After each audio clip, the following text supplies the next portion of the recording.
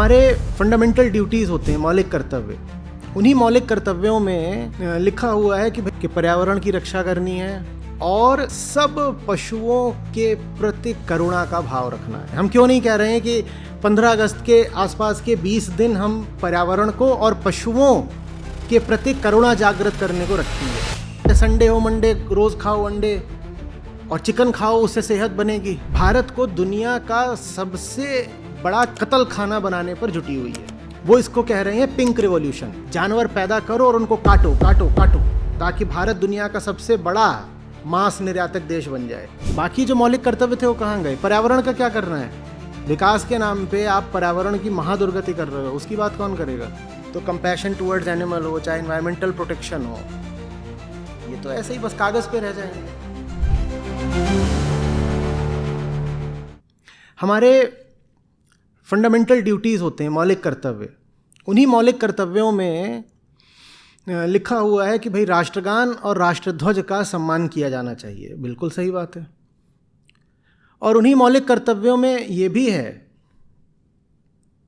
कि पर्यावरण की रक्षा करनी है और सब पशुओं के प्रति करुणा का भाव रखना है। ठीक जहां तिरंगे की बात है कि तिरंगे के प्रति हमें सम्मान रखना चाहिए, संविधान में फंडामेंटल ड्यूटीज भी वर्णित हैं, मौलिक कर्तव्य। उन्हीं में है ये बात कि तिरंगे का सम्मान करो, और उन्हीं में तो फिर ये बात भी है कि पर्यावरण की रक्षा करो, पशुओं के प्रति करुणा रखो, compassion towards all living creatures. उसकी बात कौन करेगा? हम उसको एक हफ्ता क्यों नहीं दे रहे हैं? हम क्यों नहीं कह रहे हैं कि 15 अगस्त के आसपास के 20 दिन हम पर्यावरण को और पशुओं के प्रति करुणा जागृत करने को रखेंगे? तब तो तथ्य यह है कि भारत सरकार भारत को दुनिया का सबसे बड़ा कत्ल खाना बनाने पर जुटी हुई है। वो इसको कह रहे हैं पिंक रिवॉल्यूशन। वो कह रहे हैं यहां और ज़्यादा तुम कृत्रिम गर्भाधान करके जानवर पैदा करो और उनको काटो काटो काटो ताकि भारत दुनिया का सबसे बड़ा मांस निर्यातक देश बन जाए। हम यहां पर नहीं बात करना चाहते क्या जो संविधान ने हम पर मौलिक कर्तव्य डाले हैं उनकी? तिरंगा ऊंचा है, तिरंगा शुभ है, पर बाकी मौलिक कर्तव्यों की कौन बात करेगा?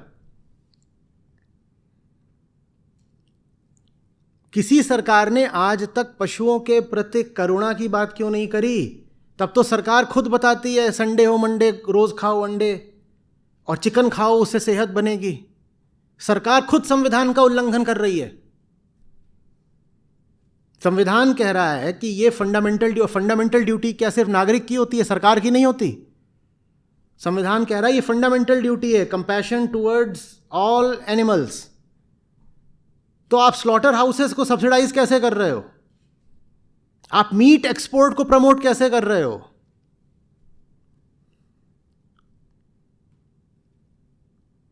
ये पोल्ट्री फार्म्स, ये फिशिंग, इनको कैसे बढ़ावा दे रही हैं सरकारें? ये कैसे हो रहा है? या बस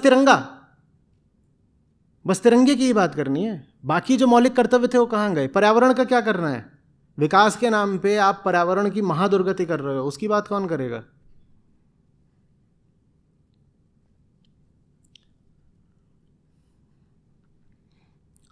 इसी तरीके से संविधान में डायरेक्टिव प्रिंसिपल्स हैं, नीति निर्देशक तत्व। उनमें निहित है कि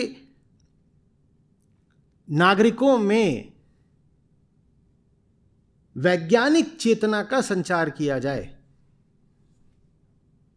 scientific attitude in the citizenry.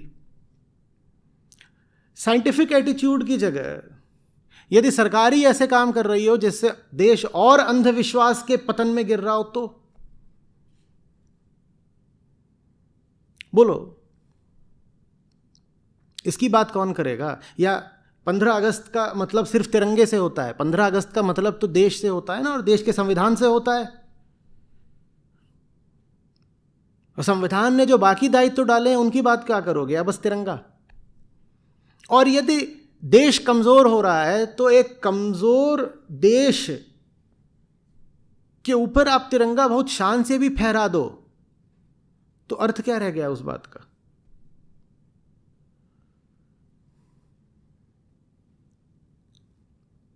Bharat देश जबरदस्त अंधविश्वास और कुप्रथाओं का देश रहा है। जो लोग प्रथा प्रथा परंपरा परंपरा कहते हैं, मैं उनसे कहता हूं कि सती को वापस लेके आओ ना अपने घर में। सबसे पहले भारत की बड़ी माननीय प्रथा रही है सती, कई 100 सालों तक। कुप्रथा जैसा कोई शब्द होता है कि नहीं?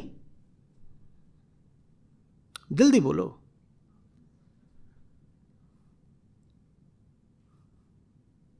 तो सब प्रथाएं फिर सम्माननीय कैसे हो गई?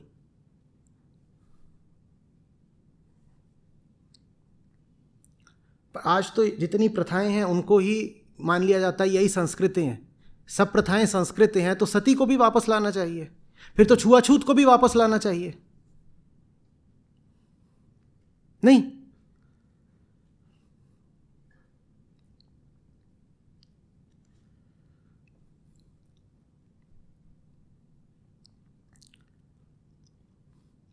जो लोग देश में सबसे ज्यादा अंधविश्वास फैला रहे हो उनको तुम देश के बड़े बड़े नागरिक सम्मान दे रहे हो। किसी को पद्मश्री, किसी को पद्म विभूषण, भारत रत्न भी दे दो।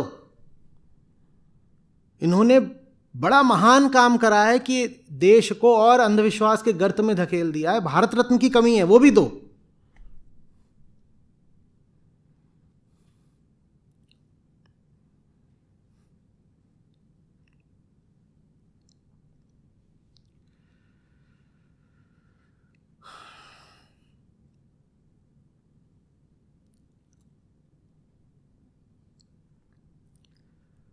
सिर्फ प्रतीकों से काम नहीं चलता ना, असली काम भी करके दिखाना होगा ना।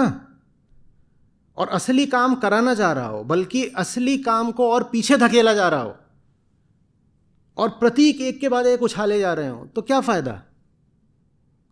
जीवन सिंबलिज्म भर से थोड़ा ही चलता है कि आओ सिंबल सिंबल।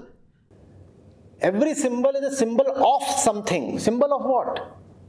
सिंबल के पीछे कोई असली चीज तो होनी चाहिए। उस असली चीज के प्रति ही आदर रखना चाहिए, वही सम्मान की पात्र है और उसी का पोषण करना होता है।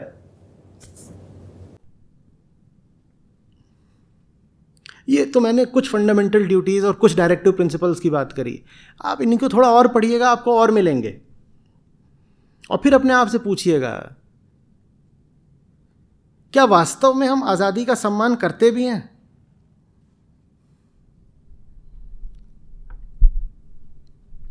मैं यहां पर अभी मूल अधिकारों की बात इसलिए नहीं कर रहा हूं क्योंकि वो लीगली इन्फोर्सेबल होते हैं, उसके लिए आप कोर्ट में जा सकते हो। लेकिन बेचारे डायरेक्टिव प्रिंसिपल्स वगैरह, इनको आप लीगली एनफोर्स नहीं कर सकते। आप कहीं जाओ न्यायालय में और बोलो कि सरकार जो काम कर रही है वो डायरेक्टिव प्रिंसिपल्स के विरुद्ध है, तो इसमें कोर्ट आपको कोई रिलीफ नहीं दे पाएगा। वो प्रिंसिपल्स हैं, बस सिद्धांत हैं जिनका आपको पालन करना चाहिए। आप नहीं करें तो कोई सजा नहीं मिल सकती, लेकिन वो बहुत महत्वपूर्ण है, इसलिए उनको संविधान में रखा गया है।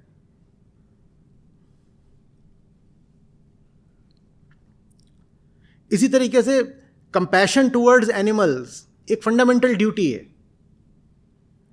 पर वो एनफोर्सेबल तभी होगी जब उसके लिए पहले सरकारें बिल लाएं और फिर उनको एक्ट बनाएं। पर सरकार अगर बिल लेके आएगी ही नहीं तो कंपैशन टुवर्ड्स एनिमल हो, चाहे एनवायरमेंटल प्रोटेक्शन हो, ये तो ऐसे ही बस कागज पे रह जाएंगे।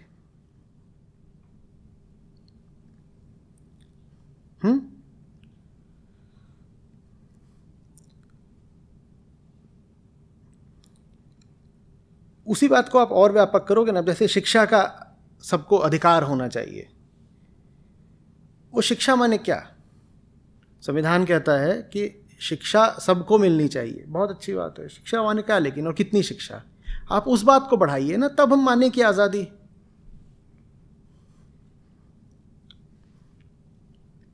शिक्षा का स्तर देखिए, गाँव में स्कूलों की हालत देखिए, मुझे बड़ा अच्छा लगता, हम कहते हैं अगर कि हम 15 दिन तक ऐसा करने जा रहे हैं कि गांव, जो सबसे दूरस्थ गांव है, वहां भी नियम अनुसार क्लासेस लगेंगी तो मजा आता।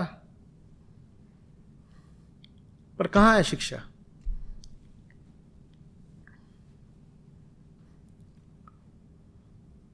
आंतरिक शिक्षा के लिए हमारे पास कोई जगह नहीं है। जीवन शिक्षा का हमारे पाठ्यक्रम में कहीं कोई स्थान नहीं है। आप वो लेकर के आइए ना। खतरनाक हो जाता है जब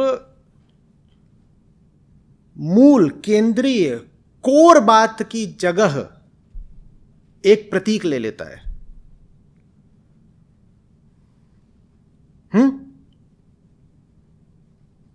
जैसे कि सम्मान का स्थान नमस्कार ले ले। अब नमस्कार चल रहा है, चाहे उसके पीछे सम्मान हो या ना हो।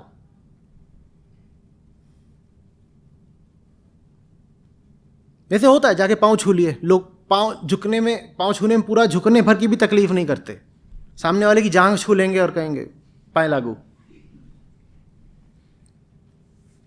यह होता है कोरा सिंबलिज्म, जिसमें कोई प्राण नहीं है, प्रतीक भर है, प्राण नहीं है।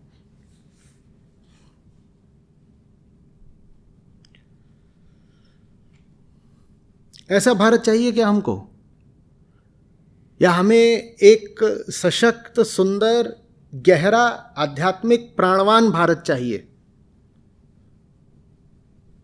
बोलिए। हाँ, तो प्रतीकों को जब भी देखें तो प्रश्न करना सीखें कि इसके पीछे प्राण कितने हैं। प्राण कहां है? प्राण है तो प्रतीक बहुत अच्छी बात है, और प्रतीक अगर प्राण का विकल्प बन गया है तो बहुत खतरनाक बात है। प्रतीक सुंदर है, प्रतीक शोभा देता है, पर तब जब उसके पीछे सत्य हो, अर्थ हो, प्राण हो। तो प्रश्न करना सीखिए।